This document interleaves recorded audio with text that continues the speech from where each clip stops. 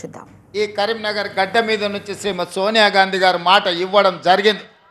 ఆనాటి నుంచి 2014 వరకు సుదీర్ఘమైన 10 సంవత్సరాలు ఈ తెలంగాణ ఉద్యమంలో ఎన్ని అవాంతరాలు వచ్చినా ఎంతమంది అభ్యంతరం పెట్టినా 2000 సంవత్సరంలో తెలంగాణ రాష్ట్రం ఏర్పడాలి అని మొట్టమొదట తెలంగాణ కాంగ్రెస్ పార్టీ శాసనసభ్యుల తరఫున వేదిక మీద ఉన్న పెద్దలు డాక్టర్ జి చిన్నారెడ్డి గారు మొట్టమొదట సోనియా గాంధీ గారికి నివేదిక ఇచ్చి ఆనాడు 42 మంది కాంగ్రెస్ శాసనసభ్యులతో ఒక వినతి పత్రాన్ని బేగంపేట ఎయిర్పోర్ట్లో వారికి ఇచ్చి మొట్టమొదటిసారి వారి మదిలో తెలంగాణ రాష్ట్రం యొక్క ప్రత్యేకతను వారు నమోదు చేయడం జరిగింది.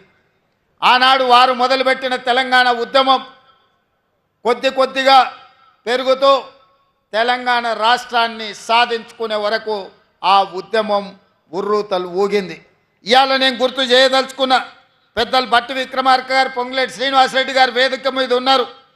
కొంతకాలం ఖమ్మం జిల్లాలో తెలంగాణ ఉద్యమం లేదు అన్నట్టుగా కొంతమంది ప్రచారం చేసిండ్రు. కానీ ఇవాళ ఈ వేదిక మీద నుంచి నేను గుర్తు చేయదలుచుకున్న ఆనాడు విద్యుత్ శాఖకు సంబంధించి ఒక చిన్న ఉద్యోగ విషయంలో ఖమ్మం జిల్లా పాల్వంచలో మొట్టమొదటిసారి మా ఉద్యోగాలు మాకు కావాలి, మా ఉపాధి మాకు ఉండాలి అని మొట్టమొదట ఉద్యోగం కోసం ప్రారంభమైన పోరాటం ఆ తర్వాత తెలంగాణ ఉద్యమంగా మారి ఈరోజు తెలంగాణ రాష్ట్రం సాధించడంలో తెలంగాణ ప్రజలు విజయవంతమైందంటే అది పాల్వంచలో ఉద్యోగం కోసం మొదలైన పోరాటం తెలంగాణ రాష్ట్రాన్ని మనం సాధించుకున్నాం. ఇవాళ తెలంగాణ రాష్ట్రం తెచ్చుకున్నది మన ఉద్యోగాల కోసం, మన ఉపాధి కోసం, మన ప్రాంత అభివృద్ధి కోసం.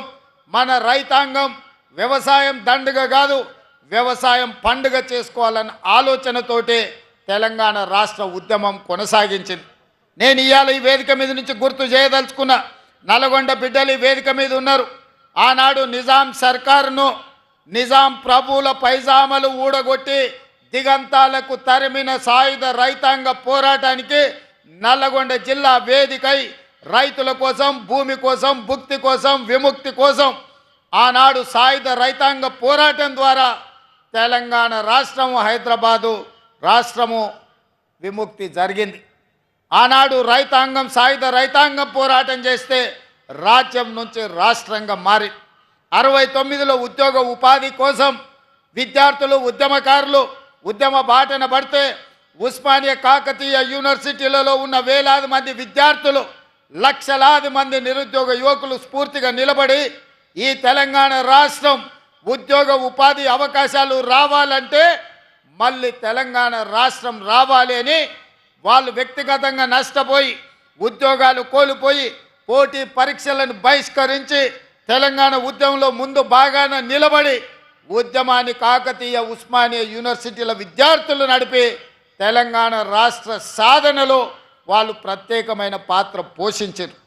అందుకే ఈరోజు